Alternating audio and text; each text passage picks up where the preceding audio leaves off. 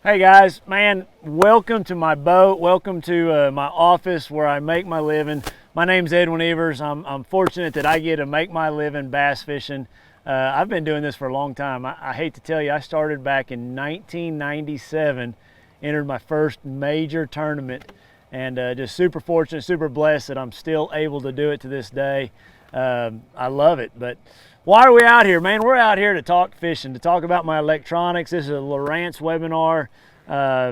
You know, there's just, with everything going on right now with the virus, just trying to connect with the fans. We hadn't had any tournaments, so it's just a great time, to go over some of this. And I know in my household, we've been fishing through this whole thing, and I've had my son, he's out here tonight, and we've had a lot of fun. So kind of the motto there at Lowrance and Navico is Anglers Unite, as we get through this whole scenario. But this is for you guys tonight, so throw them questions at me. I got a couple guys here that's going to help me through this and fire them questions at me.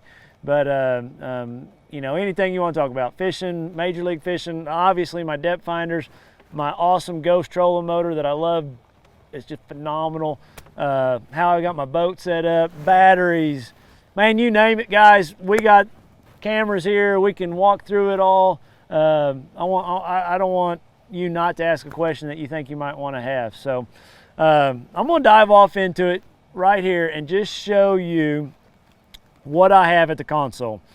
So this is a Nitro Z21.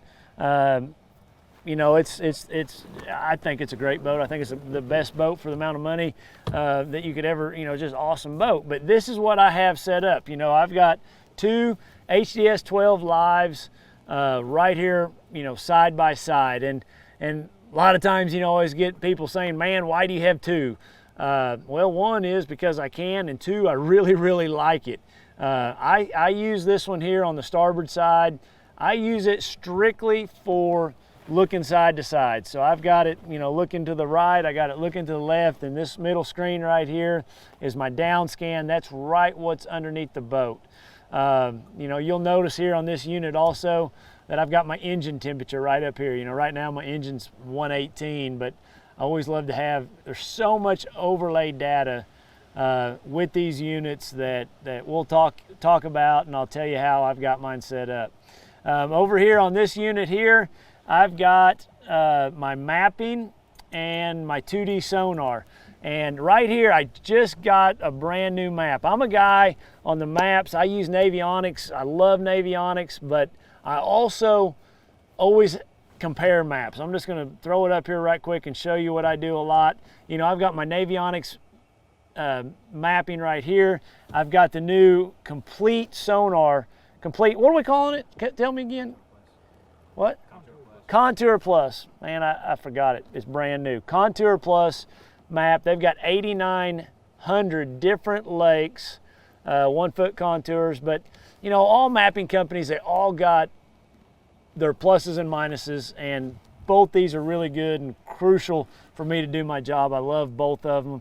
And seeing this Contour Plus tonight, I noticed some really neat stuff on it that I didn't know was there. But that's how I set my depth finders up. That's my general right there. Now let's say I'm going to run across the lake. I love the fact that, I can hit that button right there, and being connected to my Mercury, I've got all my gauges. I can do the same thing over here. I can put it, let's say, in right there. I've got my RPMs, my speed, I've got my fuel, how many gallons I've got left. I can hit that button right there. It tells me my fuel flow. I've burnt 386 gallons of fuel this year so far. You can reset that stuff.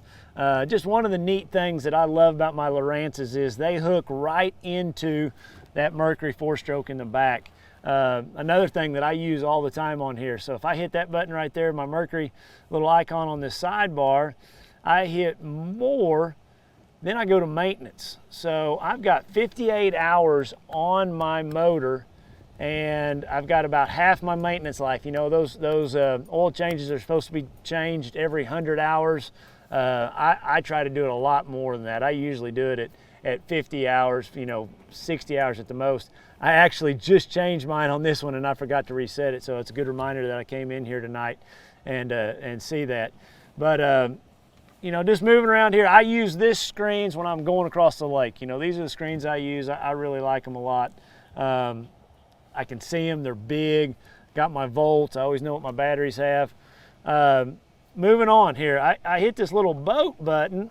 No, that's a vessel control. If I hit that button there, that's the audio button. So I've got Sirius satellite radio in my boat. I've got speakers. Really, really cool because, we're out there all the time and inclement weather. You may see a storm coming up on the horizon. Well, I can pull up the radar right here on my screen. It'll give me a beep or an alarm when lightning gets within a certain distance. You can go in there and set those parameters. Really, really cool. On top of that, I can hook my phone up to it, Bluetooth. I use that a lot. Back when we had sports to watch or listen to, I'd always listen to football games if I was out there fishing. So kind of another really cool feature. Right here, another cool thing about my Lowrances, they will hook straight into my trolling motor. So I can, back here, control my trolling motor, hit anchor, hit waypoint. Some really cool features there. I can also hook them right up to my power poles. You can save money on buying the power pole switches. Bam, I can control one power pole, I can control two, go in there and change the settings of them. Really, really cool. Now here's one of the best things about my Lowrances is how they hook into my boat. Right here, I've hit this little top button here, and I can control all my live wells, my bilge pumps, my lights, my fan, my navigation, my horn. I mean, you can sit there and do all that right here on this screen. And one of the coolest things is this first fish. That's a deal where when I hit that, it fills my live well up, and then once it's full, it automatically changes over to the recirculating pump. You don't have to, you get up there, if you're like me and you get up there, you're fishing, and you forget about it, you forget to go back and hit the recirc pump on, it does it all automatically for you. Really, really cool feature to be able to control all that right here on my Lowrances. So that's a little bit of how the couple different ways I've got it set up. I'm going to go in here and I'm going to show you also, let me close that out, what overlay data that I keep on my screen. I've got my water temperature right here in the upper left-hand corner. I've got my volts. I always want to know my volts and what my batteries are doing. I got my speed, time, depth. That's the screen that I'm using when I'm idling looking for fish. Then over here, when I'm idling looking for fish on this one, like I said, I've got my engine temperature. That's how I've got it set up. Now, one thing you won't see on these two screens right here that in the past, and I'm gonna have to get them hooked up because I'm fixing to go fish some FLW tournaments, and putting fish in my live wells in summertime events. I actually have live well temps in each live well, and I put those in the bottom left and right hand corners. I'll put my starboard live well right here in the right, my port live well right here in the left. And you ask, why is it important to know your live well temperatures? Well, man, if I'm out there catching smallmouth on Lake Erie or big, offshore fish on Kentucky Lake, 20, 30 feet deep, that water, there's a reason those bass are down there so deep. It's a lot cooler, a lot colder water. And then I bring them up to the surface and I'm bringing that surface water into my live well and the nitro. Man, those fish, you're stressing them. It's not good. So I really pay attention to those live well temps, and then I'll cool them. There's actually a cooling system as an option you can get in a nitro. Some guys, in the old days, I just put ice in there or freeze some ice in a gallon milk jug. You can just drop one on each side and that'll really cool that water down, but I don't want to get it too cold. And then as the day wears on and I can see that live well temperature starting to creep up a little bit, I can add another milk jug, frozen milk jug. So it's another way that I use my my electronics, is by hooking those live well temps up to each corner. That's kind of these units here. Now up front, I've got a 16-inch and a 9-inch. Completely different setup up there. I use my 9-inch strictly for my live site. Looking forward, experimenting with all that. Really, really, really a neat tool. I'm just on the tip of the iceberg figuring it out. I'll be back on here. Give me just a couple more months. You know, it's been shallow water fishing and I really hadn't had to dive off into it, but I'm getting really close to feel comfortable about teaching other people about it. I know it's super cool because, man, I can throw my bait out there. I've seen fish follow my bait up. I've seen stumps out in front of me, as you know, in muddy water that have really helped me a bunch. You know, one, flipping to them, two, not hitting them. But so I've got the 9. That's what I use it for. My 16. I've got the bottom part of that panel split, looking side to side, off a transducer in the back. I don't, you know, Tommy Biffle's a big guy that puts, not a big guy, but he's a guy that puts the structure scan transducer on his trolling motor. It works for him. I like it on the back because it's always a consistent picture, you know, as the boat's moving forward. I feel like when I put one on the trolling motor, I move it around too quick. I'm moving a lot faster. But anyway, so that's reading off the back. I've got a down scan. I've got 2D sonar, and I got my map all right up there up front. That's just how I like it. It works really well. That big 16-inch screen, I can see really well. I do want to mention while we're doing this, my mounts. These are really good mounts. They're Bass Boat Technology mounts. They make them for Lowrance's. They fit like a glove. There's no vibration when you're running across the water. And that one up there is the same way. They're just super, super stout. I remember at the Red Crest last year coming out, I was so excited coming out after winning that thing. I had a big old log come here and grab that mount, and just, it was, it didn't tear anything up. It was really, really cool. But man, that's my units. We got any questions out there? Do you guys want to dive off into questions? What are y'all thinking? Give me just a minute. Go ahead and talk about your front setup. Or did you get cover your front setup? Yeah, let's go up here and let's talk about my trolling motor a little bit. You guys follow me up here and let's go talk about my trolling motor. Okay, like I said, here's my let's just start with the depth finder. This is the HDS 16 Live. Awesome unit. I love it. Just a really, really neat unit. Overlay data, I've got my depth, my time, water temperature. It's just all right there. Then I'm using this unit strictly as my live sight, you know, something that I'm looking for. I always kind of adjust my live sight to whatever depth I'm at. So I took the screw out of it. They probably didn't want me saying that, but I like messing with that. So then I put it in. That's one thing I love about this trolling motor, guys. It's got an assist up and an assist down. You can just drop that thing and it's really cool. If you hadn't had a chance to use the new Lowrance Ghost, let me just tell you, it's a great, great trolling motor. I just love it. I got tons of great things to say about it. The main thing for me is just how powerful it is, yet how efficient it is. You know, being a brushless trolling motor, that's the biggest difference between other trolling motors. It's brushless, so it's just it's a much more, you know, expensive motor. You know, if you go to buy a drill at Lowe's or Home Depot and you look at the regular drills versus the brushless drills, there's a big difference in cost. Same thing with the trolling motor. It's just that much more efficient on my batteries. You know, my Optima batteries in the back, I can go fish all day in a river and current, just sight fishing, and I do not drain the batteries like I did in the past. Very, very quiet too. So we got a question. What batteries do you run and how much runtime do you get out of them? Okay, I've got Optima batteries in the back, and I'm gonna talk about that a little bit. I run 5 batteries. Everybody asks, why do I run 5 batteries? Hey, let's get to that question. Let me finish up here, and then I'm gonna take you to the back and I'll show you if you guys are okay with that. So another thing I like about my trolling motor, the head doesn't turn. It's very, very solid.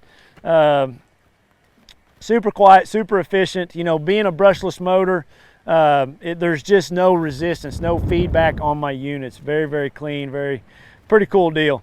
But that's my trolling motor. That's my setup up here. I've got 2 power pole buttons up here that I have just where I can stomp on them real quick to you know, put the power poles down when I catch a fish. I think that's really critical. I've got my heading sensor right there. I've got a hydro wave right over here. Pretty cool little unit there that mimics, you know, feeding fish. Kind of important thing to have. I also got, I like this a lot, guys. I've got this troll tamer over here on my trolling motor. it really locks it down. So in rough water, it just makes it super, super secure. Now on my Ghost, back to my Ghost, you can go in here and there's some great videos on YouTube on how to configure your buttons. So for me, I've got these two as anchor mode and I've got these two as a course lock. That way when I stomp this side of the trolling motor, I know it's going to be an anchor mode when I stomp this side. But with that said, you can actually go in here and set this one up to your power poles. You can set this one up to waypoints. You can set it up to constant on, course lock. It's really, really simple to adjust those. If I can do it, anybody can do it. And I think I actually did a video on it not too long ago. You guys can probably find that on Lowrance.com. The other cool thing about my trolling motor is you can put that button on either side. You know, some people want it on, you know, the left side, some people want it on the right side. It's super simple to switch that button. Another one super cool thing about that trolling motor is some people may buy that trolling motor and they may want to upgrade boats down the road. Well, the beauty of this trolling motor is it runs on 24 volts or 36. It's like 80 something pounds of thrust on 24 volts, and it's like ungodly amount on 36, like I want to say 120 pounds of thrust. But that's really cool. It's super simple to change it between that 24 and that 36. So, you know, if you're hesitant about buying a trolling motor, thinking down the road you may get a bigger boat and want to go to 36, or if you only have room for 24 volts of batteries, it'll work on both. And I think that's a really cool aspect of this trolling motor. And man, on 24 volts, that thing is a screaming rocket. So that's about it. I carry a little set of pliers up here. I got them strapped in, you know. I got my little line snippers up here, just trying to be efficient, you know, when I'm out there fishing. Yeah, that's the front of my boat that I get hopefully a lot of fish caught, you know, the rest of the season as we go forward. So I'm gonna move on to the back. Come on with me. While you're up there. Yep. Oh, we got a question. We said. We have one question. Can you explain a little bit about the live sight and with it on the trolling motor, how you steer it to look which direction? Yep. Pretty cool on the live sight. So it sits on the trolling motor. There comes a preset, and it's looking out in front of the boat. So as I turn that motor, turn it slowly, you're gonna see, like right there, I'm starting to read the shoreline. You know, it's all right here in the shoreline. I move it back out here to the right, and I'm looking out here now. You know, you can see, I can drop a bait over there. You can see there's a little bush or little stump right there on the bottom. Just a really, really cool tool to make things better in your world of fishing. It's just it's one more thing that's going to help me when we get to deep water fisheries this year. You know, a lot of times I've been amazed at how many times I've seen a fish come up off the bottom and I never had a bite, but I brought a fish up off the bottom and it's made me make that cast again, and I've caught that fish. So a cool tool. It's kind of, I get in trouble staring at it so much, you know, so it's one of those things that when you need to know when to use it and when not to, because I mean I get so glued into it that I'll be like not knowing where I'm going. I'll be out in the middle of the lake, but it's really, really a cool tool. Okay, so your favorite lake is favorite small lake in Oklahoma, say like 100 acres or less. Favorite small lake in Oklahoma, 100 acres or less. Man, they're private. I don't want to say that give them up, but I got a buddy down south that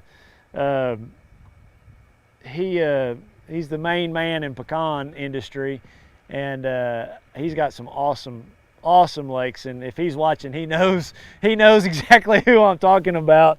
But if I had to say a public lake less than 100 acres, man, there's not many public lakes less than 100 acres.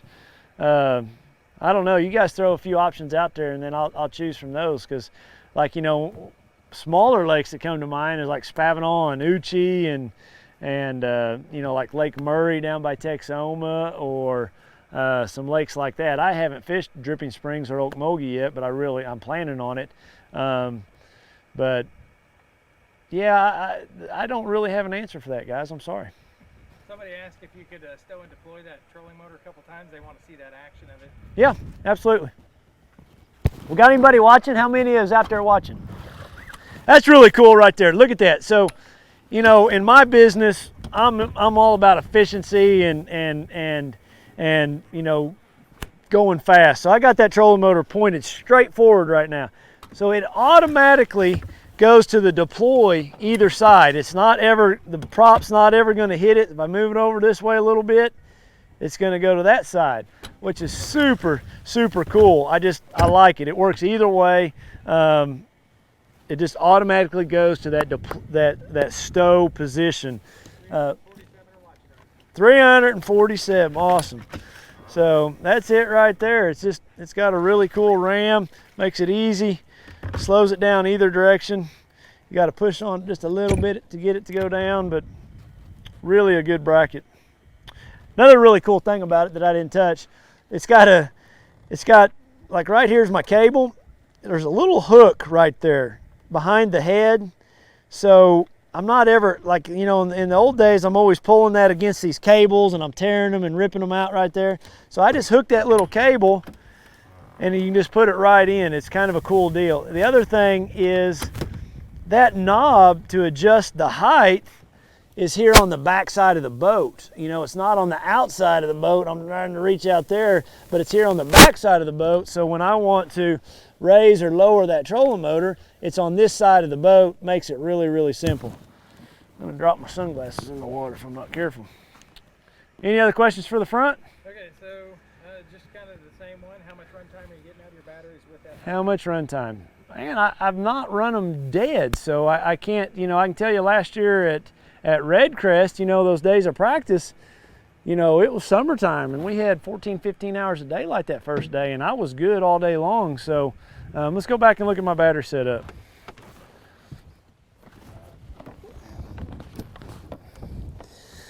All right, just here in my boat, let's just show you what I got back here. I carry a spare prop. I've got some flares.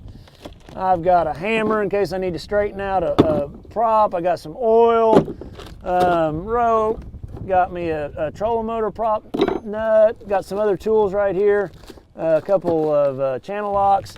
I carry another toolbox over here underneath this compartment. I should have had this more ready, but I got a toolbox down there underneath that. And then I got some tools right here also. But anyway, right here in my batteries, I've got 3 31s. This is my trolling motor. This is where all my trolling motor stuff happens, right here. Got a toolbox right there strapped to them. That's it right there. Now I've got a 3-bank battery charger back over here underneath this, and I've got a 2-bank, and I've got both of those going into a pigtail, and I plug it in right here. Super simple. So I run 2 chargers and 5 batteries. Now you look here at my batteries on the back side, those are small batteries. I'm not adding any weight. These are just small, you know, 34 size batteries. Gives me plenty of power to run power poles up and down all day when you're sight fishing, run the pumps, both set of pumps all day long. You know, you got 4 pumps on this boat. You got to think about that. You know, you're running them constantly. I got lots of electronics, lots of draw. So in that situation, I got 1.5 times capacity of a bigger battery, and I don't add any weight by running 2 batteries hooked in parallel. You know, and these chargers here, really important because they've got a special setting for whatever type of battery you run. You just, when you buy one of those chargers, you put the plug in the side for whatever type of battery. They've got a blue plug for Optima batteries. They're really like super smart computer type battery chargers that they're the deal. I mean, they just make your batteries last forever, and they just charge up. They won't ever overheat. They won't overcharge your batteries.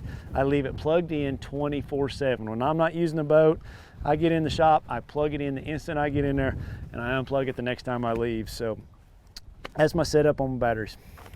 Okay, so another question we've got coming in is you can kind of talk about the sonar technology you use and how you interpret it and how you use that to catch fish. Okay. Like, what would you use right now on the bank that you're fishing, and how would you use it? If you were fishing this bank right here. Okay, so I'm gonna get back in my spot here, and I'm gonna get a little bit of drink of water. So this time of year, you know, in my opinion, there's a lot of fish spawning right now.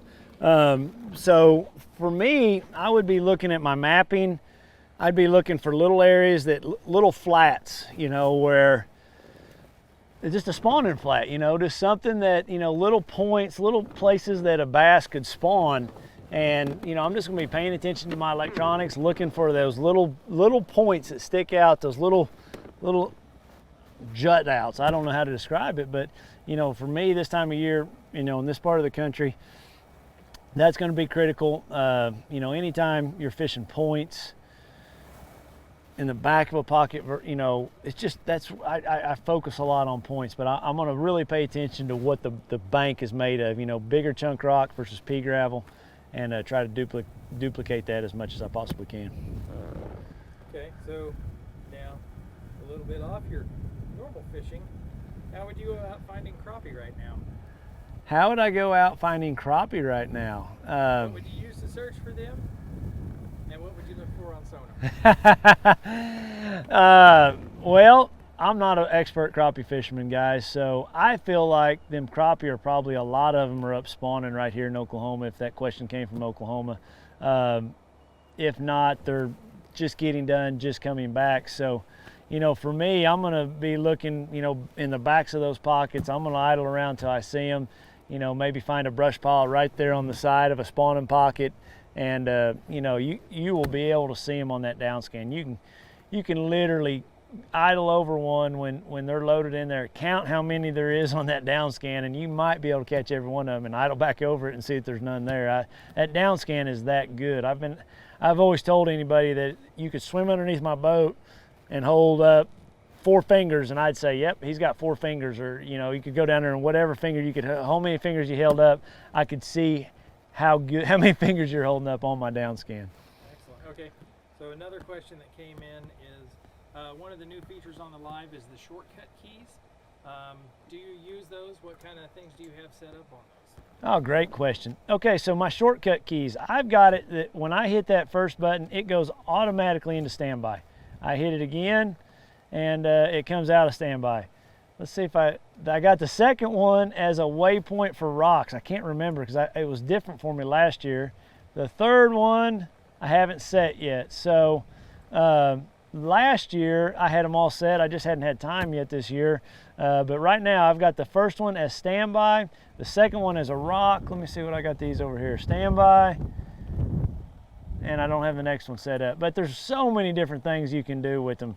Waypoints, just everything. Standby, volume, that's the one I used to do it on. I'll do these bottom two as the summer gets on. I start listening to my Sirius satellite radio through it. I'll put these as volume, you know, just where I can do the volume really quick up and down on one of them. That's kind of a cool thing that I always do a lot of them on mine. So another question on your Ghost trolling motor. Can you pull it like halfway up and navigate the really skinny water if you need to get into like retrieve rock? Oh yeah, no problem at all. Let's just demonstrate it. Come on, David, follow me up. Tell me when you're ready.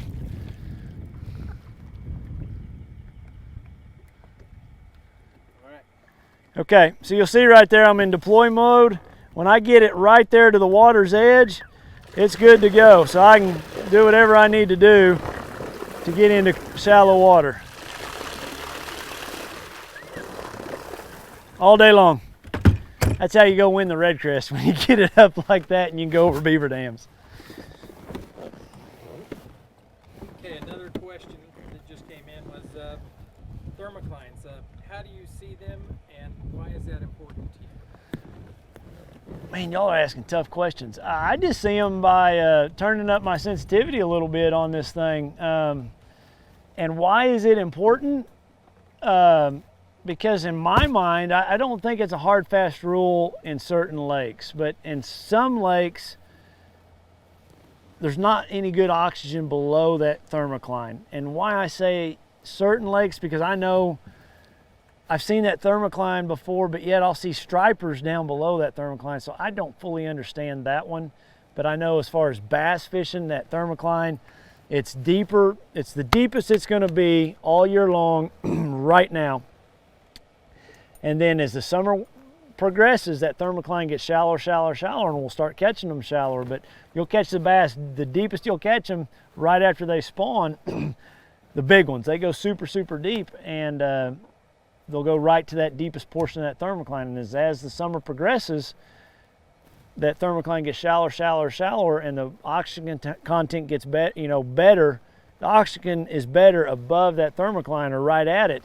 It's just a temperature variance, where the cold water meets the warmer water, and that's why it's important to know what that thermocline is. I'm sitting in 4 feet of water, so I can't really show you how to do it, but it's just important to know what that is, and fish start your look in the summertime around that depth or just above it. Okay, do you look for it more with your 2D sonar or your down scan, or do you kind of use a combination? I use both. My 2D and down scan, they're like hand in hand, 1 and 2, 2 and 1, because you got to think about that 2D.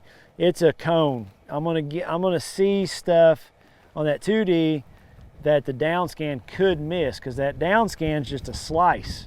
So you're going through the water, it's just a slice of paper, slice of paper, slice of paper, but it's detailed paper, buddy. I mean, it's like you see the fin of a fish.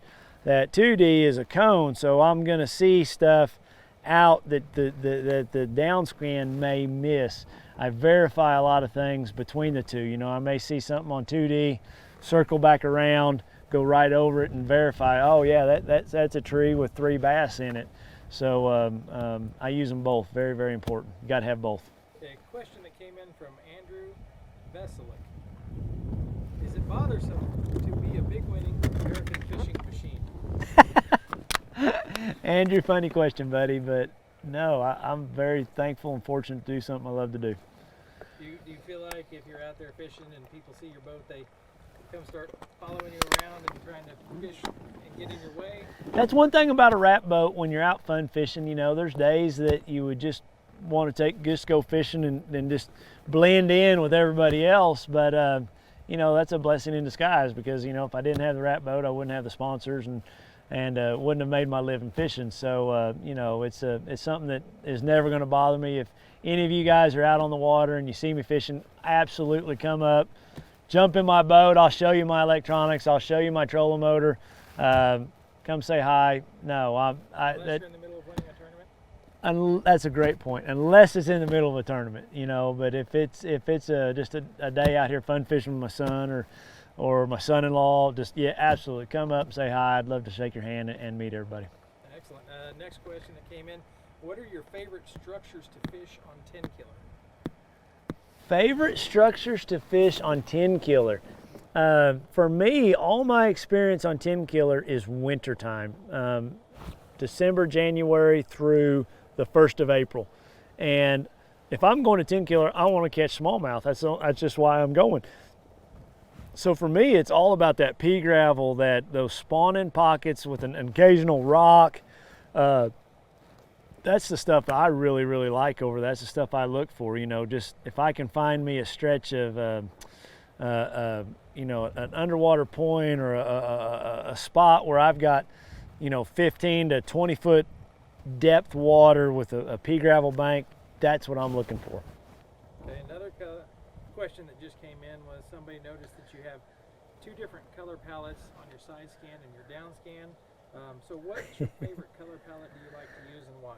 I change between both of them. Right now we're not getting a great picture because we're sitting still. All sonar works by moving, and we're dead sit still, got the power poles down, but I experiment between both of these. I know Jacob, he loves this one right here, the number 1. I like the number 6 a lot. It's just I kind of change these two between, but for me the number 6 is probably my favorite, but I'll also experiment because every body of water is just a little bit different of how much particles, how much stuff's in the water, and what shows up the best. So just experiment on your body of water and see which one you like the best. But for me, 6 and 1 are my two favorites. Okay. Another question came in about like sensitivity on your units as far as your 2D. How do you adjust your sensitivity? What do you normally keep it at?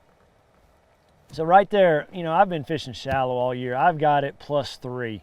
I keep it in automatic, and I've got it. I will just experiment with it, but generally somewhere between the auto, and I may bump it up 2 or 3, or if I get too much clutter in there, I'll bump it down 2 or 3. You know, so that's the adjustments I make on that. As far as the color line, I've got that in auto or right there, you know, right at it, and I may adjust that a little bit too. Just, you know, if I'm dialed in, I see my bait down there and I've got a little bit too much stuff around it, or, you know, just, I don't move it much, guys. 1 or 2 or 3 at the absolute most. You know, I haven't offshore fished any yet this year as far as looking at fish. I've been down at Falcon fishing deep a little bit, but it was never deep enough to idle over them. So I haven't even messed with these yet. Now as the season progresses, I'll start messing with them just a little bit, but it's never going to be more than a +1, 2, or 3 or a -1, 2, or 3, because the units are set perfectly when you take them out of the box. Okay, a question came in from Paul. Paul wants to know, how deep will you fish after the spawn? Paul, that's a great question. How deep will I fish after the spawn? It's all obviously dependent on your lake. You know, if I'm on a lake, where's Paul from? I don't know. Does it say? Okay, I'm just curious. You know, if I'm on, let's say, I'm just going to throw a lake out there, Paul, Grand or Oologah, or I was on Keystone yesterday with Jason, Skytook. They're all different, and they're all within an hour of my house. You know, Oologah's muddy. You know, so I'm never going to fish deeper than 4, 5, 6 feet all year long, because you don't have any light penetration any deeper than that. And you know, if I'm on, let's say, Skytook and things clear up, man, I promise you that I think those biggest fish get super deep if I've got clean water, and it may be out 22, 23, 24 feet, 25 feet. If it's on 10 killer, it could be out 28 to 32. Table Rock, the same thing. Those really clean lakes, those fish will get deep. Same thing at Rayburn, same thing at Toledo Bend on those lower ends of those lakes. Those fish will get deep. I'm not saying all of them, but deep. Same thing at Grand. And then as that water warms, that thermocline comes up, that stuff all starts coming shallower. Okay, another question is, how many waypoints do you have? Let's just see. Well, I don't have any in here because I don't have any lakes loaded in this one. You know, this is just, well, I say I don't have any. There's not very many. This is just I guess Skytook, I don't know. But now I've got a card over here in this one that it's got bunches of them on it. I mean, like if you look at my card, I just go through all the different, I mean, I've got every lake: Chickamauga, Conroe, Dardanelle, Delaware, Eagle Mountain, Falcon, Grand. I mean, I'm just naming a few of them. Kentucky, Martin, Mille Lacs, Mississippi River, it goes on. Sabine, Rayburn, St. Lawrence, Tellico, Toledo, Lake Travis, Winneconne. I mean, it's just tons and tons and tons of waypoints. So what you need to take from that is, when I get done at a lake, and you guys, even if you're just fishing your local lakes, I would suggest you have you a set of waypoints for springtime, have you a set of waypoints for summertime. Go in and save those waypoints and name them. If you just fish one lake, have your spring waypoints and your summer waypoints, have them separated, because it's a good practice, because you know, you don't get cluttered up, it doesn't confuse you when you're out there looking. And then when you take it a step further and you fish multiple lakes in the area, I want to keep all those separate too. It's just great to back them up. You know, heaven forbid if somebody ever took your unit, you want to have those waypoints backed up, but it also just helps your unit run as clean and as crisp as possible by keeping, you don't want to keep thousands and thousands and thousands of waypoints and trails. That's what really eats it up. You don't want to clutter that unit up with all that stuff. So I try to keep it to whatever lake I'm fishing for that time of the year. Okay. If you want to pop your power poles up, I'm going to start moving this around. Some guys want to see your sonar while we drive around. So. All right. I'll go ahead and be our motor. So while we're doing that, on any given day of pre-fishing, about how many waypoints would you save? You know, it just depends on what kind of lake. I'm going to repeat the question in case everybody didn't hear it. On any given day of pre-fishing, how many waypoints would I save? I think he's going to run me in the bank here. We're going to back up here just a little bit. Can we back up? Yep. It just depends on what time of year it is. Now, if we were to go to Kentucky Lake, or we were to go to Pickwick, or we were to go to St. Lawrence Seaway, or one of those bodies of water where I'm offshore and I know it's going to be an offshore event, deep fishing, all that kind of stuff, man, I may have hundreds of them, like literally hundreds of them, because that's all I'll do. You know, the last time that we fished Kentucky Lake, I was fortunate enough to, or the time before the last, I was fortunate enough to win that event, the last summertime one we had. I spent the entire day of practice idling. I mean, the entire day of practice idling. So I don't fish. You know, I have enough confidence in my electronics that when I see them, when I know they're there, I just mark that waypoint. I come back and I fish those in a tournament. Because what happens is, if you start fishing all those waypoints, you just don't cover enough water. Then come tournament day, so many people fish offshore. All your waypoints, you know, the 5 groups of fish you found, there's going to be a boat on every one of them. So, no, that's how I do that. Okay, so while we're idling through here, if you want to have your sonar up, you can have your map up how you would normally have it while you're driving. Okay. People want to know what you're looking for. Like if we were driving through here, what would you be looking for on pre-fish, getting ready to fish tournaments and stuff like that? All right, let's put this thing like I would have it. So, you know, right here, in my mind, I would idle out here off the end of this point right here, or I would idle, you know, this turn right here, maybe this flat point right here. I need to put this, you know, if we were to look at something else here, like this point right here on Skytook, it's just a big flat point. And I always tell people that flats like this, they're gonna house fish year round. It's shallow enough for them to spawn, it's deep enough for them to winter and summer out off the end of them. They don't have to go anywhere. So, you know, in my mind, I'd idle every corner of this. Looks like you got a couple house foundations, you got an old road. I'm gonna idle every corner of that thing, see what kind of rock piles I have. You know, you can see over here we got some logs. I don't know, we got all kinds of stuff down through here, but we're just going down a straight bluff bank, guys. If you look right here, I mean, it's not much to look at right here on this bank. This would be more of a wintertime crappie type bank, you know, fishing these logs and brush piles. A staging bank for like a crankbait as those fish came back in here for bass. Staging, you know, in the spring to come back into this pocket to spawn, you know, on in the back of this thing. But, you know, for me, it's not overly high percentage bank that is going to get a lot of my attention for the most part of the year. Okay, Ron from Maryland has a question.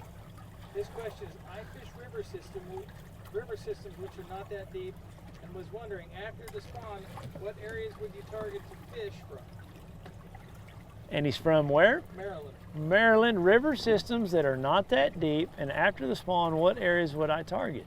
Great question, Ron. I appreciate you watching. In a river, in my opinion, those fish are going to find an area where that river, that current's bringing their food to them. So any little, swallowed a bug, sorry. Any little, you know, current break, eddy, any little change in that current, those are the things that I'm going to look for. Something that's different, not just a straight current. It may be a rock out in the middle of that river. you know, if you got grass in that river, that's going to be a huge key. And just find those edges where that fish can be just almost out of the current, but he's got really strong current really close to him to bring that food to him. Okay, so the next question is kind of a two-part question for you. The first part is, what are your plans for resuming tournaments, and how do you feel about switching from the MLF to the FLW format? So our tournaments are getting resumed in June down at Lake Toho, the Kissimmee chain. It's going to be our heavy hitters. It's going to be an amazing, amazing event because the payout's crazy. It's got like $700,000 payout. All 80 guys now qualified for it. Can't wait to go fishing. I have never ever fished Florida that late in the year, so I'm really excited about that challenge. Then our final event is going to be up in New York at Champlain, another great lake that I love a bunch. I can't wait to go up there. But in the meantime, I'm going to go fish some of those FLW Super tournaments. Basically, Major League Fishing threw in an extra $250,000 into the payouts into 3 events. And they're going to let us Major League Fishing guys come over. We're going to bring some more cameras, some more exposure to it for all the guys. And I'm just super excited to go fish, you know, one of those. They're going to be big events, a lot of media around them. Those events are going to be on Chickamauga, the Mississippi River, that's a great place, and St. Clair, another great place. So really excited to go fish those. Yeah, it's been a year or two since I fished the 5-fish format, but I promise you I hadn't forgot. I fished a team tournament just the other day with my brother-in-law, and I remember how to put them in the live well. I won't have any trouble doing it. So I love both formats. I love the format of Major League Fishing, not having to worry about keeping fish alive in my live well. That's a big pain in the neck, you know, always is, especially anytime when that water starts to warm up. But no, I can't wait to go fish. I don't care what the format is. I don't care if it's in a mud hole. I'm ready to go. Okay, the next question, in your super souped up nitro, how fast can you run and track the bottom?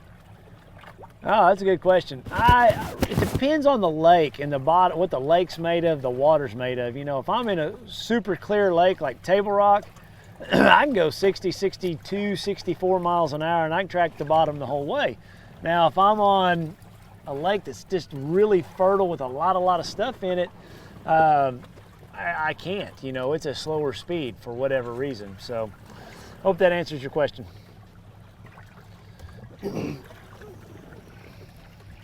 How's my son doing back there? Good. Got me a helper along with us today. So, favorite lake in Oklahoma? Favorite lake in Oklahoma? It'd have to be Grand. You know, Grand's been really, really good to me. So, I just really like Grand. So, man, though, that's the thing about Oklahoma. We got a lot of good ones. A lot of good ones, and they're all super good lakes. Super proud to be living here. Look at the tires out there. You can see all these tires out here. I guess at one time they had a tire reef, but there's 1, 2, 3 individual tires that are sitting out there.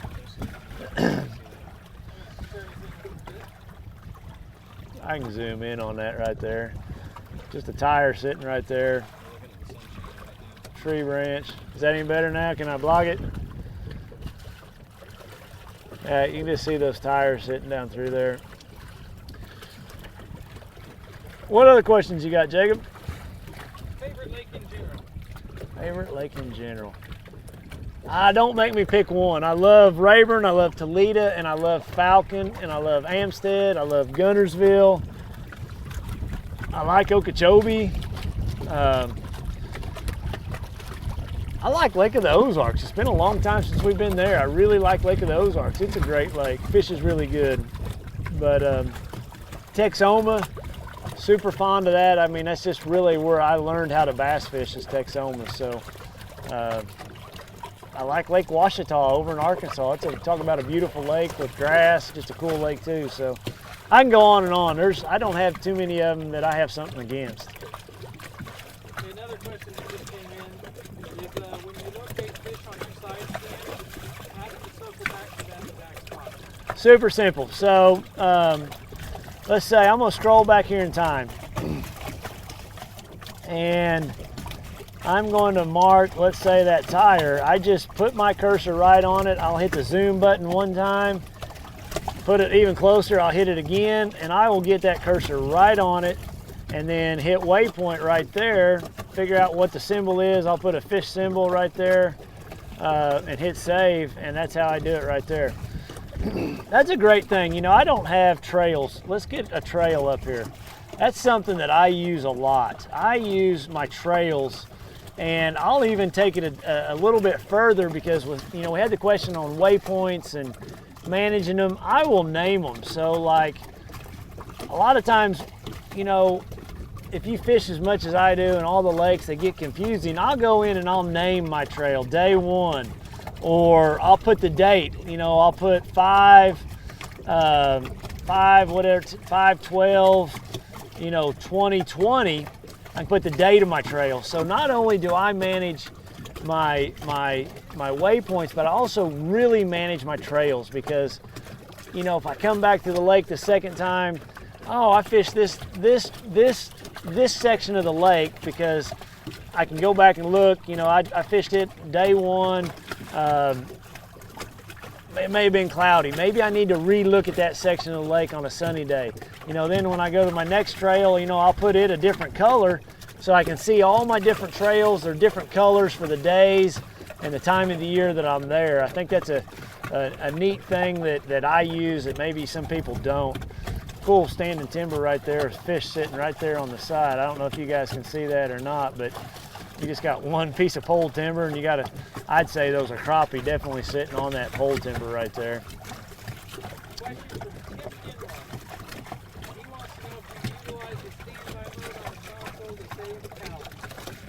Oh, absolutely. I hit both those. That's why I've got them set just like that, because I just hit that thing and I just put it in standby. So 1, that is conserving power. 2, that's not having any interference with my front units. You know, another thing that I will do, you know, if you're running low on power and you don't have the battery setup that I have, hit your power button one time and go to brightness and just knock it down 1 notch. And if you knock that down 1 notch, it automatically went from 11.9 volts to 12 by knocking it down 1 notch. So that's another great way to save some battery power, just by putting the brightness down just 1 notch. These are big old blocks. If you look right here, these are big old monster blocks that are, well, those are probably anchoring that, got a fish, probably a catfish sitting on it right there, anchoring all these wave breaks and docks in here. Okay, so that kind of leads us to the next question. How far do you set your range on? Generally speaking, I never leave that, I use 60 a lot when I'm shallow, but 80 to 120 is where the magic is for me. I like that 80 to 120. And if I get deeper, then I'll go out, you know, 140, 160 if I'm fishing Table Rock or Great Lakes or something like that. But here in Oklahoma, where most of my fishing is at 12 to 20 feet deep, when I'm looking offshore, man, 100 to 120 is perfect. If I'm shallower than that 12 feet of water, you know, I'll bring that in to 60 and 80. Okay. Question for Paul Martin. Fish. He wants to know if you can explain how you use live sight initially and when you're working a specific spot. I'm sorry, I got distracted because there's a cool rock pile back there with a brush pile on it. How do I use live sight and what? How do you use it initially as a search tool, and then how do you use it when you find a spot that you want to work in? For me, live sight is, you know, I'm learning more and more about that every day. We are just now seeing the tip of the iceberg on that live sight and what it's capable of. But, you know, for me, I'm always scanning out in front of me. I use it a lot when I'm fishing brush piles. I use it a lot looking for a random fish out off a drop, those kinds of things. That's how I use it.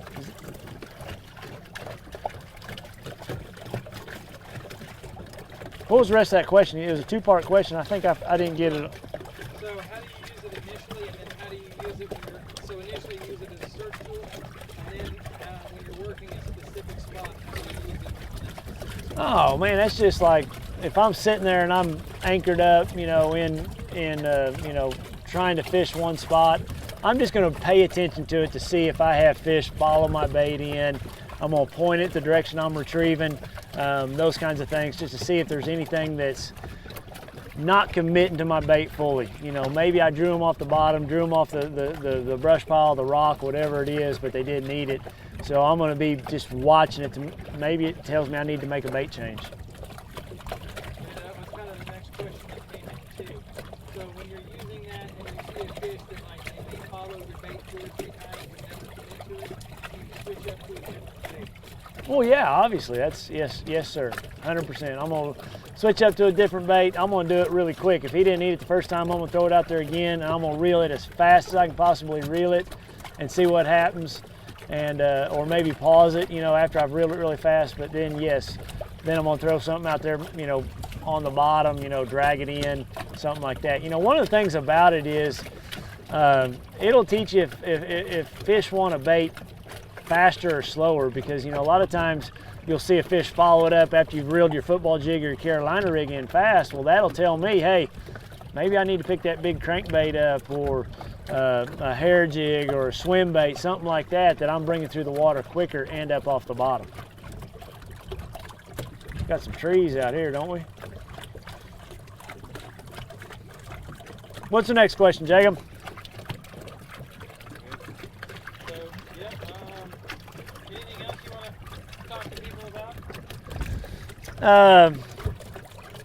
Man, I want to say thanks for everybody following along. I want to say stay safe with these times. I want to invite you to you know, follow me on my YouTube channel that I'm having a lot of fun working on. I'm trying to give a lot of this instructional stuff over there, diving off into it.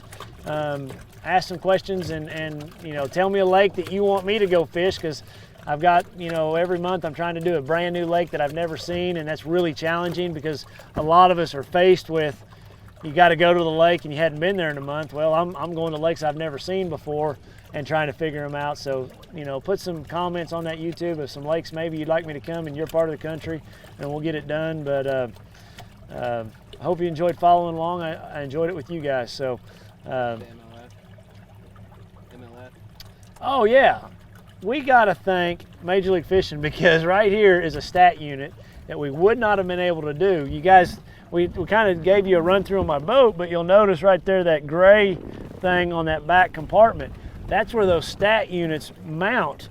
And Major League Fishing allowed us to borrow one of them to do this from the water today. So hats off to Major League Fishing for letting us use it. And thanks, Roy.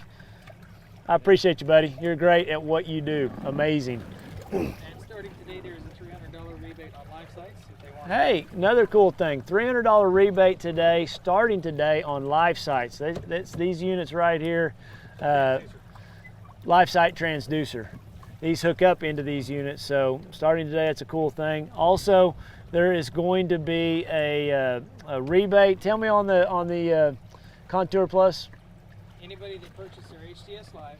Anybody's purchased HTS Live from April to August, you're going to be able to get a rebate on that new Contour Plus, or not get a rebate, but get a card and actually put this awesome map in your unit. So another cool tool to have. I like running multiple maps. I run the Lowrance map and the Navionics, and it really helps me a bunch. Thanks, guys. Appreciate it, man. Just no better time than right now to be fishing. It's the spring of the year, the month of May. I always think about topwaters. We didn't kind of get off into it. Nobody asked, but I had a monster smallmouth today on Skytook. I got to fish 30 minutes, and I had one that long on a topwater jaywalker. It's Berkeley's walking bait, and he got me down on a stob. It was real shallow, and he got me on this stob, and I had my hands on him, and I'm that deep in the water trying to get him. And he finally pulled off. I'd had a good picture. Then I caught another one. But the month of May, the point to that story is, it's when you want to bring your topwaters out. Topwaters and deep cranking. It's like, you know, the shad spawn's fixing to happen. You know, think about that as you go to the lake. When that water temperature gets to 68 degrees, shad spawn's going to happen. So that's going to be your topwater, your spinnerbait. Up shallow early in the mornings, look for those shady banks.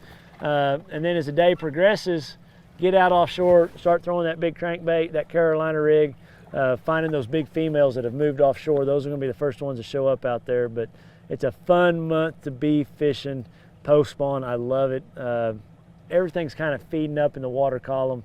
Think about that when you're out there, and take a kid with you, or better yet, take a veteran that's served our great country and introduce him to what we all love. So thank you guys for following along. I appreciate it a bunch.